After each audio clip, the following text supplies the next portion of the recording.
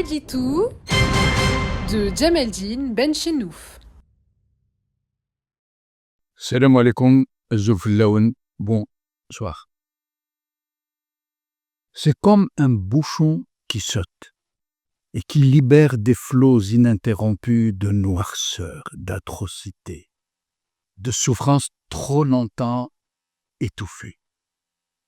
Il a juste suffi que le dictateur syrien se sauve in extremis pour que la réalité de son pouvoir apparaisse dans toute sa terrifiante ampleur. Les prisons ont été prises d'assaut par les révolutionnaires, un geste d'une très haute symbolique. Commencer par libérer ces hommes, ces femmes et même ces enfants qui ont subi des atrocités que les journalistes ont été incapables de rapporter dans leurs monstrueux détails. Dans ces prisons du despote, des prisons d'un autre âge, des dizaines de milliers de personnes ont connu l'indicible. Nombreuses parmi elles ont perdu la raison. Ces lieux de détention, tous placés sous la direction de personnes dignes de confiance, n'est-ce pas? Autrement dit, capables de tout, et surtout capables de faire disparaître la moindre trace de leurs exactions, nous ont pourtant livré tout ce qui s'y passait des décennies durant. Il n'y a pas de doute que d'autres révélations, tout aussi épouvantables, vont venir éclairer davantage les opinions publiques internationales sur les monstrueuses méthodes des Assad. Le régime n'a pas eu le temps de faire disparaître les preuves. Il a été pris de court par une fulgurante victoire de la Révolution. Le mur de la peur s'est effondré de tout son long, laissant voir des horreurs que personne n'imaginait seulement. Même si tout le monde connaissait depuis longtemps la cruauté de ce système fondé tout entier sur la terreur, le non-droit, le carnage collectif, les exécutions sommaires, la torture, le viol, etc. Grâce à Al Jazeera, notamment, le monde entier est en train d'écouter en direct des témoignages glaçants. On m'a appris que certains témoignages étaient tellement indicibles qu'il n'a pas été possible de les diffuser, c'est dire.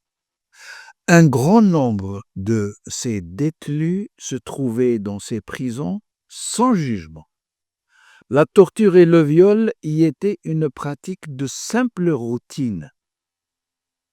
Les exécutions sommaires, parfois sans motif, faisaient partie de l'ordinaire des prisonniers.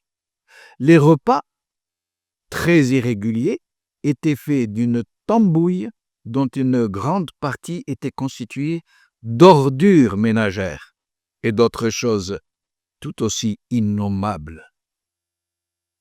Les sadiques et les violeurs avaient toute latitude pour laisser libre cours à leurs pires fantasmes. On dit qu'ils donnaient le choix aux victimes de choisir dans un menu de torture, comme au reste, de choisir ce qu'ils préféraient subir. Le comble du raffinement sadique. Oui, ça se passe comme ça. Les cadavres étaient rassemblés puis enfuis dans des fosses communes ici et là. Certains ont été jetés aux chiens. Ces atrocités sont tellement nombreuses, tellement systématiques, tellement sadiques, qu'elles ne pourront pas toutes être évoquées seulement.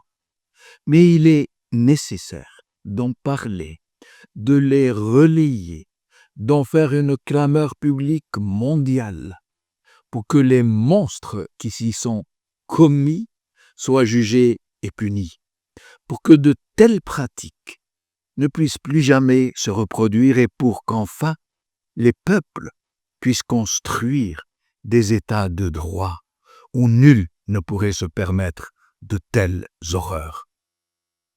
Il est nécessaire de les relier aussi, ces informations, pour contrecarrer cette stratégie insidieuse de certaines parties qui se revendiquent pourtant du courant démocratique, qui tentent de faire accroire que ce genre de système est un rempart contre la barbarie, que c'est un pis-aller, qu'il ne faut pas avoir d'état d'âme mièvre, que c'est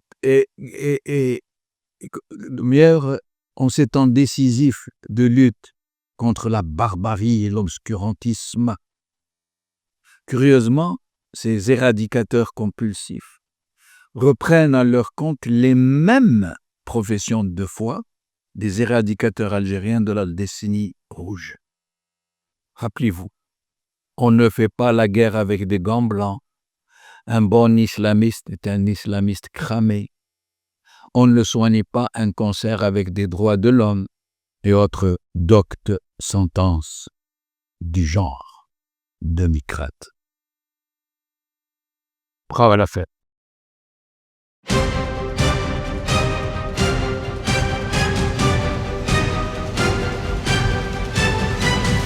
L'édito de Djemeldine Benchenouf.